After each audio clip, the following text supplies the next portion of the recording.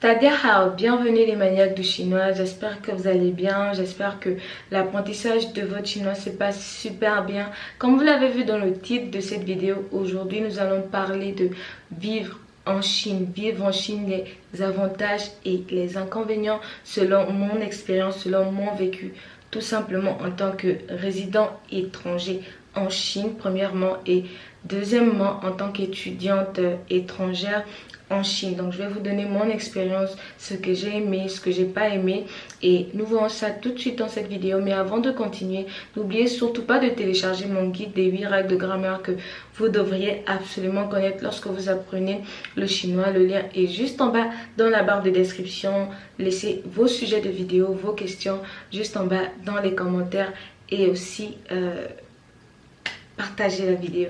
Donc nous allons commencer par les avantages. Donc le premier avantage qui est bien en fait lorsqu'on vit en Chine, c'est de rencontrer plusieurs personnes, plusieurs nationalités. Je vous assure, je ne sais pas si vous allez rencontrer dans le monde autant de nationalités que lorsque vous êtes en Chine. En Chine, vous avez la possibilité dans une même pièce, dans un même endroit, de rencontrer des personnes de l'Ouzbékistan, Pakistan, Indonésie, Japon, Corée et tellement de pays dont je ne connaissais même pas le nom. En fait, je les ai rencontrés ici en Chine. J'ai rencontré des Russes, j'ai rencontré même des Américains, j'ai rencontré même plein de nationalités, des Mexicains. J'ai rencontré tellement de personnes, tellement de belles personnes. Même le fait en fait de connaître, d'apprendre la culture de quelqu'un d'autre. Si vous êtes un étranger, vous allez forcément avoir... Et vous savez, dans la vie, le relationnel est très important. Le relationnel est très important. Et si vous avez besoin de relationnel, si vous avez besoin de connaître des personnes, des gens, la Chine est le pays que vous devez cibler, le pays où vous devez aller. Vous allez rencontrer tellement de personnes, vous allez avoir accès à tellement d'informations sur certains pays où des opportunités peut-être dont vous avez besoin là maintenant se trouvent.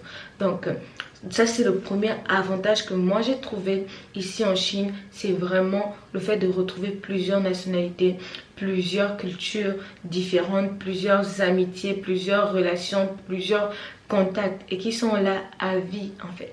Donc le deuxième avantage c'est de pouvoir parler plusieurs langues. Eh ben oui, now I can speak English. Donc en venant en Chine, je parlais pas du tout anglais. Donc l'anglais que j'avais, c'était l'anglais de base, le b.a.-ba en fait, ce qu'on apprend au lycée depuis le primaire. Donc c'était vraiment l'anglais de base. Donc mon anglais, je parlais même pas en fait anglais. Mon anglais était vraiment pourri. Je parlais pas anglais. Et en Chine, j'ai même pas dû en fait prendre un livre pour apprendre l'anglais que je peux parler maintenant. Essayez un peu d'imaginer. Parce qu'il y a tellement d'étrangers que le fait d'être au contact des étrangers tous les jours, parce que vous devez savoir que les langues communes qu'on parle ici en Chine, c'est si vous ne parlez pas le chinois, vous parlez l'anglais avec les étrangers qui peuvent vous aider, eux, s'ils parlent le chinois, à vous aider à traduire. Donc, pour pouvoir vous exprimer, vous êtes obligé de vous exprimer en anglais d'abord et ensuite apprendre le chinois.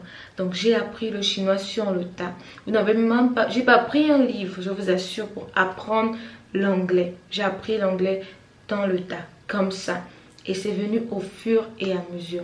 Et vous allez vous rendre compte au bout d'un moment, au bout de 6 mois, au bout de 4 mois, au bout d'un an, au bout de 2 ans que votre anglais devient parfait. Vous entendez toutes les conversations, vous parlez toutes les conversations. Vous ne pouvez pas rester bouche bée dans une conversation sur un sujet en fait en anglais.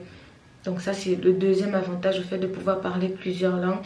Et en Chine aussi j'ai appris à parler chinois parce que pour ceux qui ne le savent pas, j'ai appris le chinois ici en Chine dans une école de langue. Donc il y a aussi d'autres possibilités en fait. J'ai aussi commencé à apprendre l'espagnol parce qu'il y a beaucoup de temps aussi, on a beaucoup de temps libre. Et avec tout ce temps libre là, j'ai profité à reprendre mes cours d'espagnol parce que il y a aussi beaucoup de personnes qui parlent espagnol et j'ai envie de tenir des conversations avec eux. J'ai envie d'entendre ce qu'ils disent et je me dis que j'ai aussi assez de temps pour apprendre l'espagnol. Donc je me suis aussi lancée dans l'espagnol. Donc il y a beaucoup de langues. Je pensais aussi au japonais et un peu aussi au coréen. Seulement je suis encore sur le chinois. Je perfectionne encore, j'avance encore dans mon apprentissage du chinois. Je veux que mon chinois s'améliore vraiment. Donc je me suis plus ciblée sur le chinois, l'anglais et je commence avec l'espagnol. Donc ça c'était pour le deuxième avantage. Donc le troisième avantage à venir ici en Chine, c'est tout simplement la culture chinoise.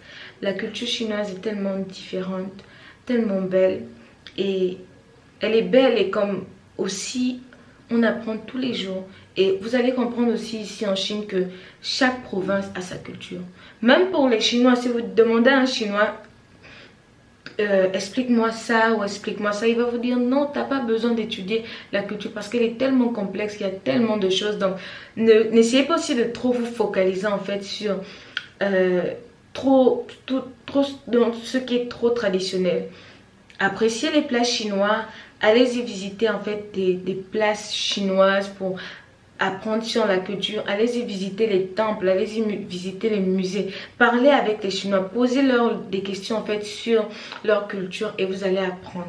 Vous allez comprendre ce que les Chinois pensent du monde, comment les Chinois voient le monde. En fait, c'est très beau, c'est magnifique, ça dépend maintenant de chacun, mais la culture chinoise c'est vraiment important aussi. Je trouve que c'est un avantage en fait de voir la mentalité aussi chinoise, de comment les Chinois pensent. Aujourd'hui, les Chinois sont partout dans le monde, ils sont dans toutes les sphères aujourd'hui, c'est-à-dire que quelle que soit la sphère en fait où on a besoin, ou qui est ouverte au monde aujourd'hui, vous allez forcément trouver un Chinois. Et c'est bien d'apprendre leur mentalité, leur culture, de voir comment ils pensent, de voir comment ils voient le monde. Donc ça, c'était pour les avantages. Donc, premier avantage, rencontrer des nouvelles personnes de nouvelles nationalités. Deuxième avantage, le fait de parler plusieurs langues.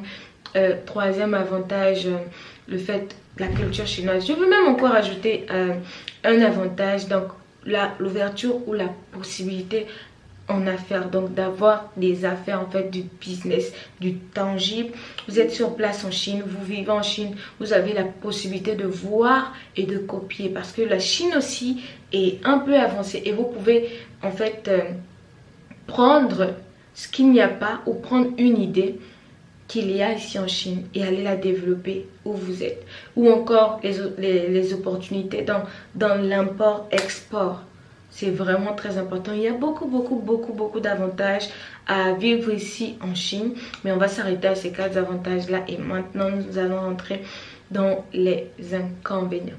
Donc, le premier inconvénient, déjà, c'est quoi? Le premier inconvénient, c'est la langue. Donc, si vous venez en Chine comme moi la première fois et que vous ne parlez que français, c'est compliqué. Vous n'allez pas vous en sortir du premier coup. Vous n'allez pas vous en sortir et ça va vous prendre du temps pour vous habituer, 1 mois, 2 mois, et vous allez vous habituer à la langue, vous allez prendre les mots de base, le vocabulaire de base. C'est la raison pour laquelle je dis vraiment que les basiques en chinois sont importants. Regardez des vidéos sur YouTube, regardez les vidéos que je fais, elles vont beaucoup vous aider pour vos premiers mois en Chine. Donc le deuxième inconvénient à vivre ici en Chine, c'est le fait que les Chinois prennent les étrangers en photo tout le temps. Donc ce que vous devez déjà savoir, c'est que la Chine vient à peine de s'ouvrir au monde. Donc ils n'ont pas encore vu beaucoup d'étrangers. Et c'est pas seulement parce que je suis noire, non. Donc que vous soyez blanc, que vous soyez noir, que vous soyez kaki, les Chinois voient que vous n'êtes pas chinois. Donc ils vont vous prendre en photo dans le bus, dans le métro. Ils vont prendre leur téléphone et venir les mettre devant vous comme ça pour vous prendre en photo. Et des fois, on se pose la question, mais qu'est-ce que c'est que ça? Comment on peut prendre un être humain en photo parce qu'on a vu un être humain, parce qu'on a vu un étranger? Bon, à un moment donné, vous allez passer, mais au début, ce sera pas facile. Vous allez devoir vous habituer, vous allez devoir faire des compromis, vous allez devoir laisser passer. Donc pour le troisième inconvénient, c'est la culture chinoise. Dans les avantages, j'ai parlé de la culture chinoise comme étant un avantage, ouais, mais la culture chinoise aussi c'est un inconvénient. Parce que dans certaines cultures, parce que bon, dans la culture chinoise, il y a beaucoup de diversité. Dans l'une de ces diversités-là, il y a certaines cultures, certains rites, certaines croyances que les Chinois ont par rapport aux Noirs, par rapport aux étrangers. Pourquoi ils sont aussi noirs, pourquoi ils sont comme ça, pourquoi les étrangers sont comme ça, dans la manière de faire, ils sont robotisés, quelquefois, les Chinois sont quelquefois robotisés. Si on a demandé d'apporter ce papier-là, si vous apportez un équivalent du papier, ils vont vous poser des questions, peut-être même qu'ils vont vous rejeter. Donc c'est vraiment même la mentalité aussi, c'est comme ça c'est l'inconvénient vraiment de la Chine, donc de la culture chinoise, de la Chine. Donc, et le quatrième inconvénient, c'est les produits étrangers. Et ben oui, les produits étrangers sont très chers en Chine, c'est-à-dire qu'ils doublent ou encore ils triplent de prix ici en Chine. Des choses comme le café, certains produits laitiers étrangers, même le spaghetti est très cher ici en Chine. Il y a beaucoup de produits étrangers qui sont très chers ici en Chine. Et même le H&M en Chine, il est très cher. Zara ici en Chine, c'est très cher. Donc même pour s'habiller en fait avec des produits en fait de qualité, c'est très cher en fait. La vie en elle-même n'est pas chère, mais les produits étrangers sont très chers. Ajouter encore à ça, il n'y a pas de magasin en fait africain. C'est-à-dire que si vous voulez des produits africains, vous n'allez pas trouver ça au bout de la rue, au bout d'un coin, non. Vous allez devoir appeler une personne particulière qui vit dans un endroit particulier ici, qui vend ce produit-là. Vous n'allez pas pouvoir sortir, aller sur la route et acheter directement le produit dont vous avez besoin. Ça, c'est vraiment un inconvénient, c'est vraiment quelque chose que je crois qu'avec le temps les Chinois vont s'habituer et ils vont pouvoir améliorer ça. Donc comme premier inconvénient, on a parlé de la langue, on a parlé comme deuxième inconvénient de la culture, on a parlé aussi de... C'était quoi le dernier inconvénient? On a parlé aussi des produits étrangers.